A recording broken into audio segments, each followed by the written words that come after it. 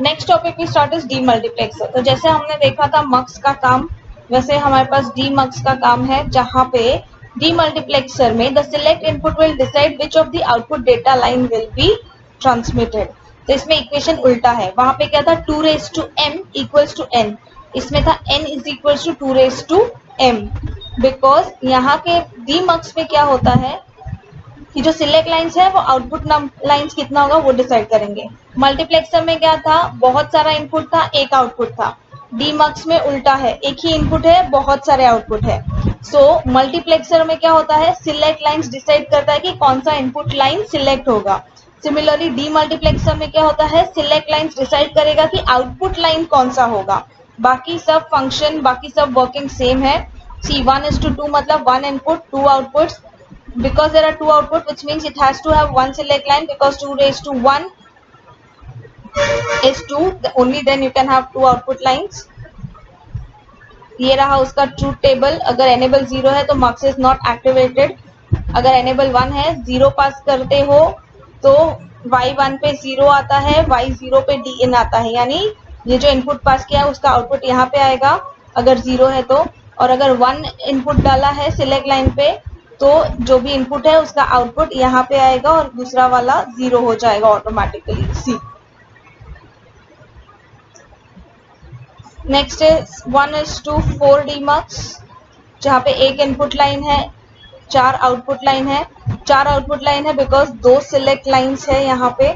सो ये दोनों select lines मिलके डिसाइड करते हैं कि कौन सा output will be enabled. C implement the following function using demultiplexer f of abc summation 037। क्योंकि ये समेशन है एसओपी फॉर्म में है, सम ऑफ द प्रोडक्ट। तो यहाँ पे जो जो नंबर्स मेंशन किए हैं, एबीसी मतलब 8:1 है क्योंकि 7 तक जा रहा है, 5 तक जा रहा है, 4 से आगे है मतलब वो 8 ही होगा।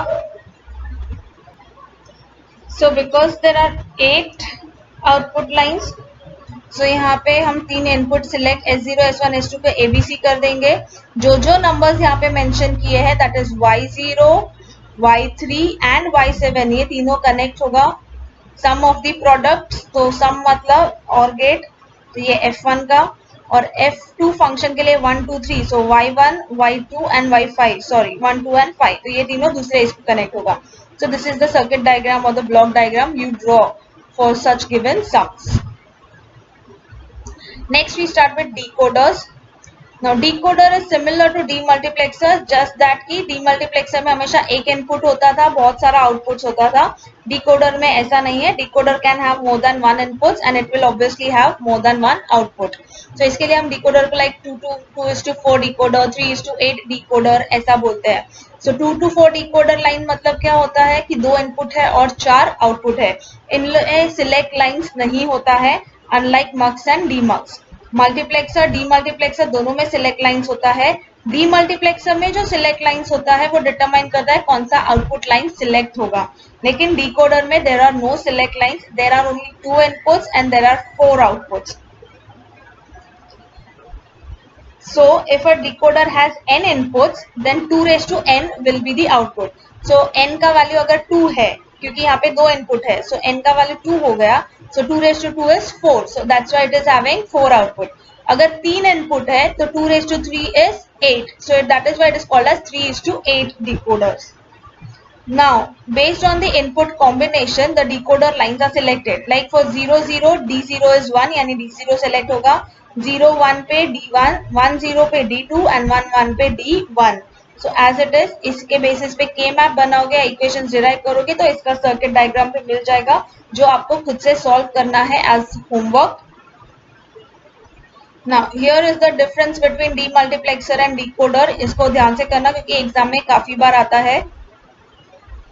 ये रहा एक सम, implement the following boolean function using 3:8 decoder। so ये रहा, so डिकोडर में कुछ नहीं करना है, 3 इनपुट दिया रहेगा, आउटपुट लाइंस कौन सी है वो यहाँ पे मेंशन की हुई है, तो सिंपली 3 इनपुट लाइंस देने के ABC, 8 आउटपुट मेंशन करने के y0 to y7 such that जो नंबर्स यहाँ पे मेंशन है वो और गेट को कनेक्ट होंगे, दैट इज 2 4 5 एंड 7।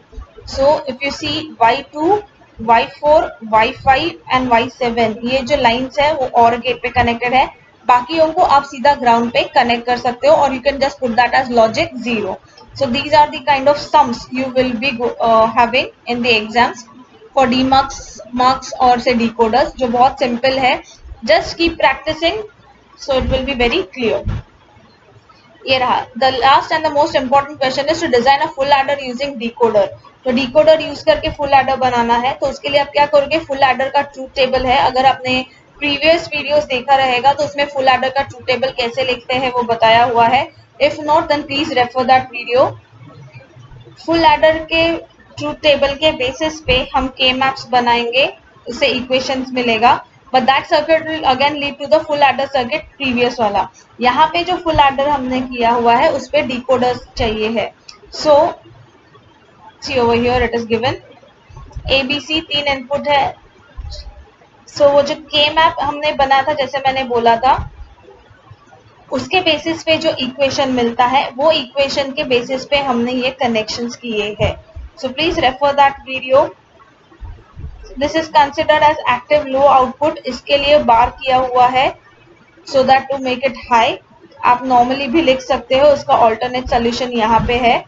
सम का we know that the equations M1, M2, M4, M7 are selected and carry के लिए M3, M5, M6 and M7 again are selected. So if you see M7 carry में भी जाता है, M7 सम में भी जाता है. तो आप ऐसा भी बता सकते हो, इसमें कोई इश्यू नहीं है. Just you have to make sure you write the truth table correct, you show the K map correctly, you derive the equations correctly and based on that equation then you put the output lines according to it for sum and carry. So this was all for this chapters. Please go through it well, please practice it well. Diagrams अच्छे से practice करो, equations अच्छे से practice करो. And still if any doubts please let me know. Thank you.